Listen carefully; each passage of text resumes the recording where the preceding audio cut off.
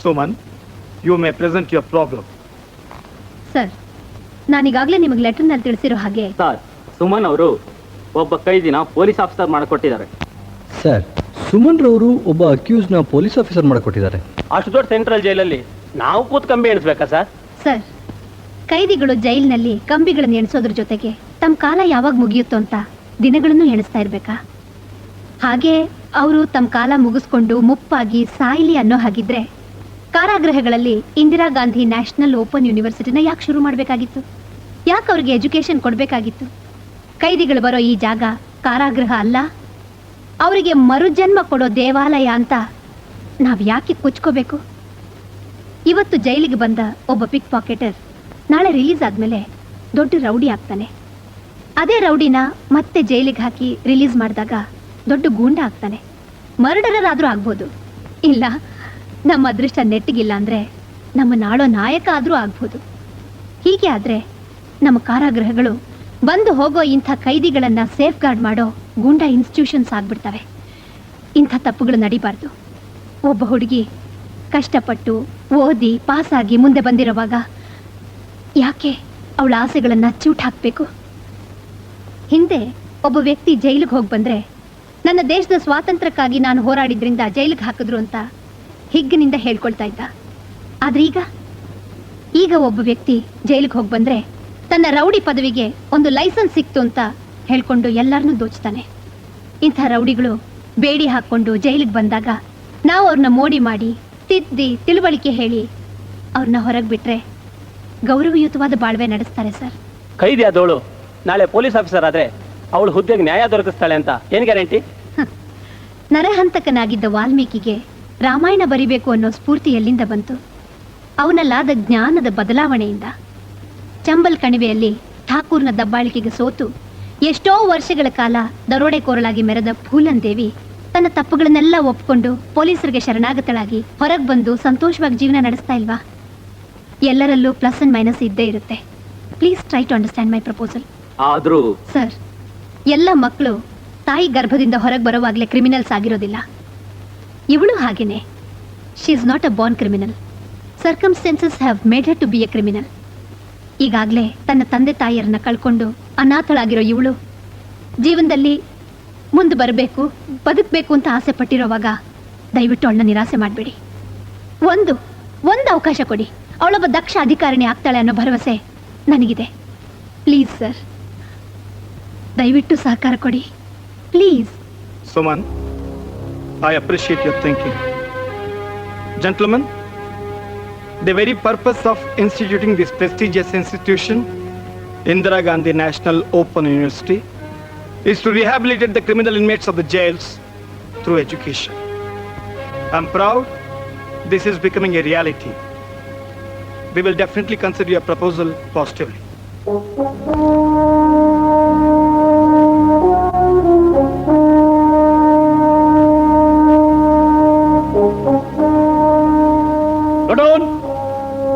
Attention! Order at race. Right turn. Race 100. Double march.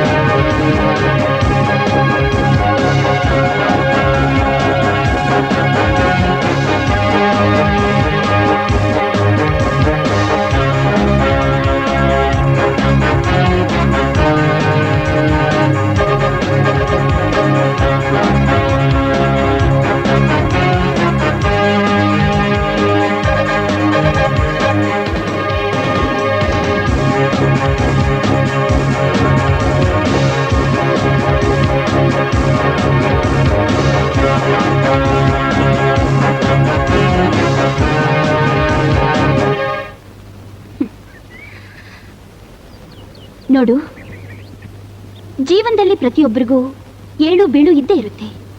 ನೋವಾದಾಗ ಇನ್ನೊಬ್ಬರ ಹತ್ರ ಹೇಳ್ಕೊಂಡ್ರೆ ಅದಕ್ಕೆ ಪರಿಹಾರ ಸಿಗುತ್ತೆ. ಇಲ್ಲಾಂದ್ರೆ ಮನಸ್ಸಿನಲ್ಲೇ ಇದ್ಕೊಂಡು ನೊಂದು ನೊಂದು ಮುಪ್ಪಾಗಿ ಹೋಗುತ್ತೆ. ಹೇಳು ಜೆನ್ನಿ, ಈಗ್ಲಾದ್ರೂ ಹೇಳು, ಏನ್ ನಡೀತು? ಹೇಳ್ತೀನಿ ಮೇಡಮ್, ಹೇಳ್ತೀನಿ. ನಾನು ಮೇಷ್ಟ್ರ ಮಗಳು ಸುನೀತಾ ಇಬ್ಬರು ಒಟ್ಟಿಗೆ ಒಂದೇ ಕಾಲೇಜ್ನಲ್ಲಿ ಓದ್ತಾ ಇದ್ವಿ. ನಾವು ಓದ್ತಾ ಇದ್ದ ಕಾಲೇಜ್ನಲ್ಲಿ ರಾಕಿ ಅನ್ನೊಬ್ಬ ಹುಡುಗನೂ ಓದ್ತಾ ಇದ್ದ. ನಾನು ಅವನ ಮನಸಾರೆ ಪ್ರೀತಿಸ್ತಾ ಇದ್ದೆ. ಸಂಜೆ ಹೊತ್ತು ನನ್ನನ್ನು ಹೊರಗಡೆ ಕರ್ಕೊಂಡು ಹೋಗ್ತಾ ಇದ್ದ. ಏನೇನೋ ಕೊಡಿಸ್ತಾ ಇದ್ದ.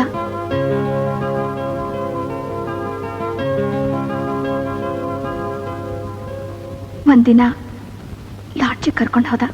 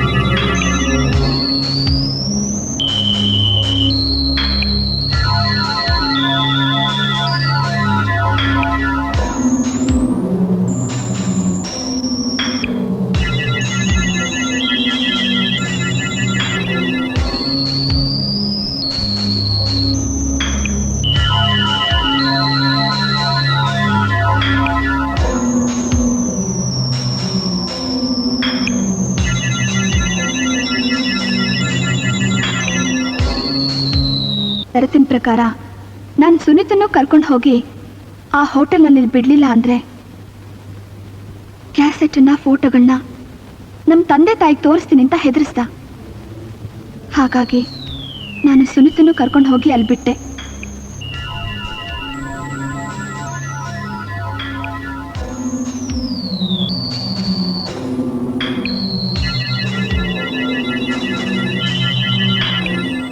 ಅವಳಿಗೂ ಹಾಗೆ ಮೋಸ ಮಾಡ್ದ. ಹೀಗೆ ನಾವೆಲ್ಲ 1 by 1 ಟ್ರ್ಯಾಪ್ ಆಗಿ ಬ್ಲೂ ಫಿಲ್ಮ್ ಬ್ರ್ಯಾಕೆಟ್ನಲ್ಲಿ ಸಿಕ್ಕಾಕೊಳ್ತಾ ಹೋದ್ವಿ. ಆದರೆ ಸುನೀತಾ ನಿಜವಾಗ್ಲೂ ನಮ್ಮನ್ನೆಲ್ಲ ಬಿಟ್ಟು ಈ ಭೂಮಿ ಋಣ ತೀರಿಸ್ಕೊಂಡು ಹೊಟ್ಟೋದ್ಲು. ನಾನು ಆತ್ಮಹತ್ಯೆ ಮಾಡ್ಕೊಳ್ಳೋಕೆ ಪ್ರಯತ್ನ ಪಟ್ಟೆ. ಆದರೆ ಸಾಯೋವಾಗ ನನ್ನ ತಂದೆ ತಾಯಿಗೆ ಜ್ಞಾಪಕ ಬಂದು ಧೈರ್ಯ ಸಾಲದೆ ಬದುಕಿದ್ದು ಸತ್ತೋಳ್ತಾರ ಇದ್ದೀನಿ. ಆದರೆ ಈ ರಾಖಿ ಅಂತವ್ರನ್ನ ಸುಮ್ಮನೆ ಬಿಟ್ಟರೆ ಇನ್ನು ಎಷ್ಟು ಜನ ಹುಡುಗಿರು ಭಾಳ ಹಾಳು ಮಾಡ್ತಾರೋ ಅಂತ ಸುನೀತಾ ಸತ್ತೋದಾಗ ನಾನೇ ನಿಮಗೆ ಫೋನ್ ಮಾಡಿದ್ದು. ಇಷ್ಟೊತ್ತು ಹೇಳಿದ್ದನ್ನ ಸ್ಟೇಟ್ಮೆಂಟ್ ಕೊಟ್ಟು ಕೋರ್ಟ್ನಲ್ಲಿ ಒಪ್ಕೋತೀಯಾ? ಖಂಡಿತ ಮೇಡಮ್, ನೀವೇನೇ ಹೇಳಿದ್ರು ನಾನು ಕೇಳೋದಕ್ಕೆ ಸಿದ್ಧ. That's it. Every girl should have guts like you.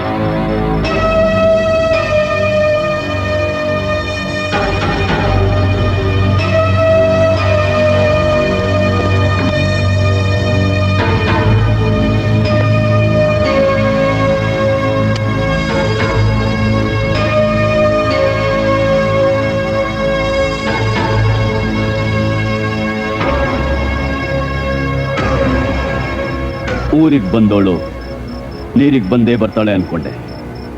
ನೀನು ಬರಲಿಲ್ಲ, ಪರವಾಗಿಲ್ಲ. ನಿಧಾನವಾಗಿ ನನ್ನ ಬಗ್ಗೆ ತಿಳ್ಕೊಂಡು ನನ್ನ ವಿಷಯಕ್ಕೆ ತಲೆ ಹಾಕೋದಿಲ್ಲ ಅನ್ಕೊಂಡೆ. ನೀನು ಏಕ್ದಮ್ ನನ್ನ ಮೆದುಳಿಗೆ ಕೈ ಹಾಕ್ತಾ ಇದೀಯ. ಶಬಾಷ್.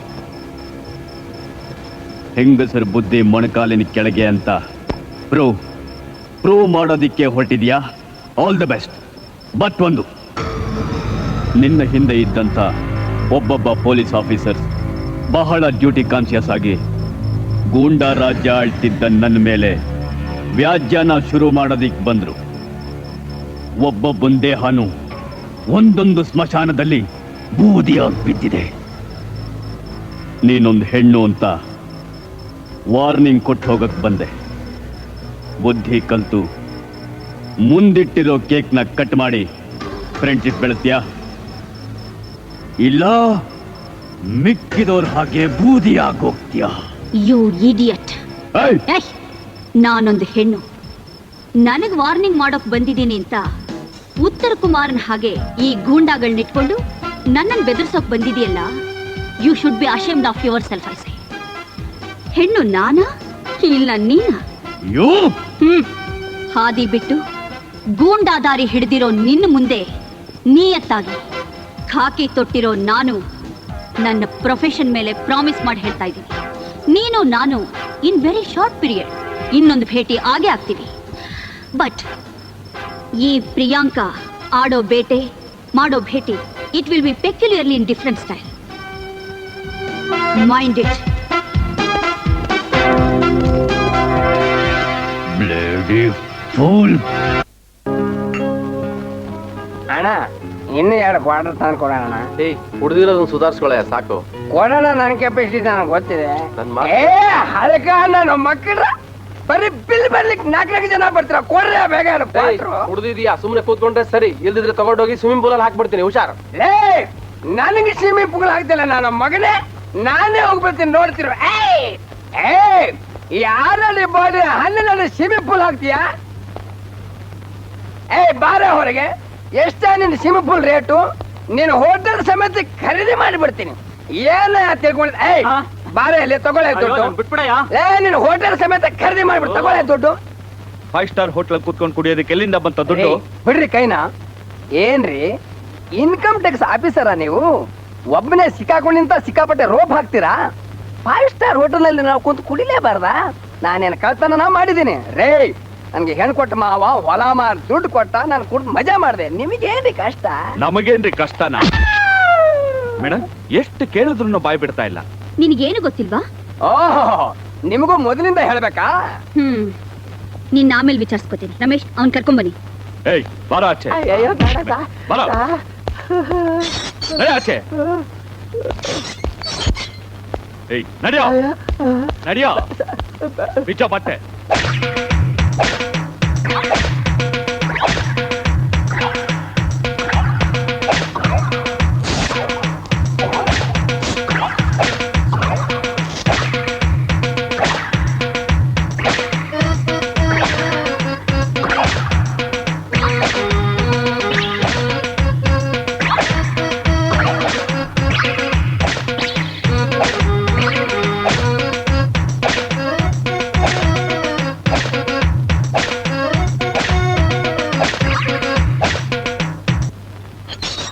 ಅಣ್ಣ ಏನಣ್ಣ ಇದು?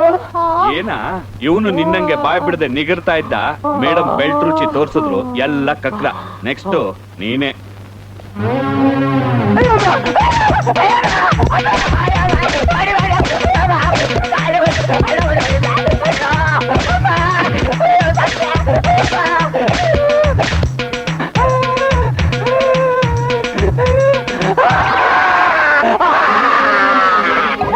ಅಕ್ಕೋ ತಪ್ಪಾಯ್ತು ಕಣಕ್ಕೋ.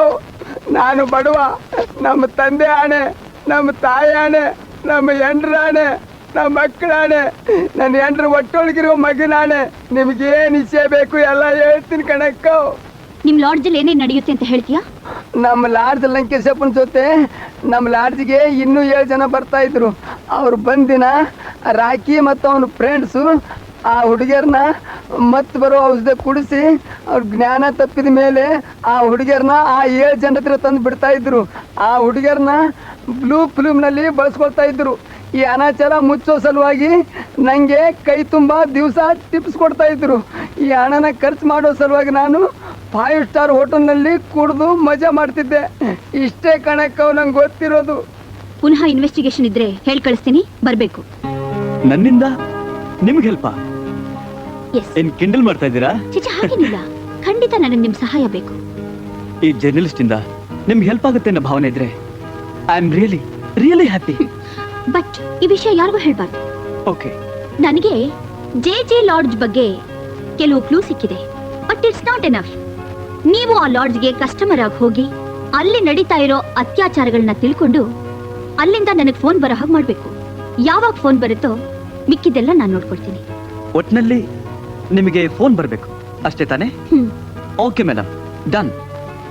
ಆ ಮಿಸ್ಟರ್ ಸಂಜಯ್, ಎಸ್ ಮೇಡಮ್. ಇನ್ ಮುಂದೆ ನೀವು ನನ್ನ ಬನ್ನಿ ಹೋಗಿ ಅನ್ಬೇಡಿ, ಬಾ ಹೋಗೋಣ.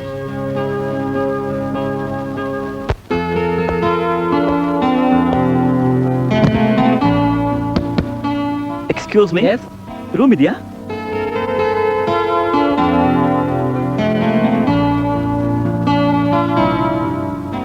ಹೇ ಪೈಸರ್ ಒಂದ್ಕೊಡೆ ಅವ್ರಿಗೆ.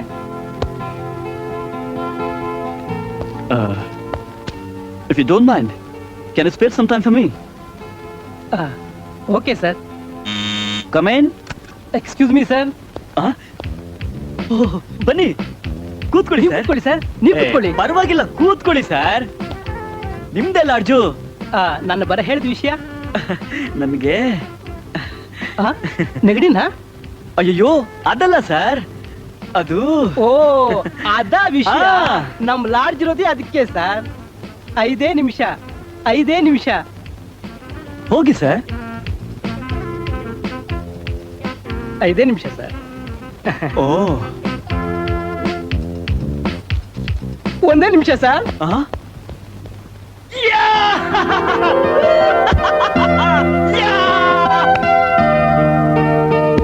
ಪ್ರಿಯಾಂಕಾ, ಫಸ್ಟ್ ಟೈಮ್ ನನಗೆ ಕೆಲಸ ಕೊಟ್ಟಿದ್ಯಾ. I am successful. ನೀವಾ? ನಾನೇನು ಆರ್ಡರ್ ಕೊಡ್ಲಿಲ್ವಲ್ಲ? ಆರ್ಡರ್ ಕೊಡದೇ ಇದ್ರು ನಾವಾಗೆ ಕೊಡೋದು ನಮ್ಮ ಪದ್ಧತಿ. ಏನ್ನ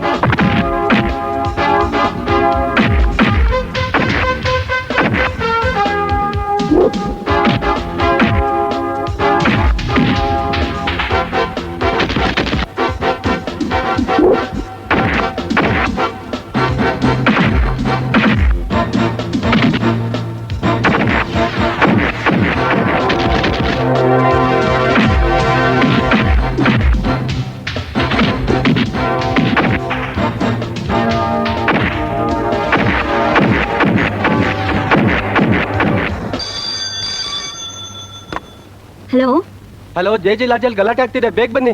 ಓಕೆ ಬರ್ತಾ ಇದ್ದೀನಿ.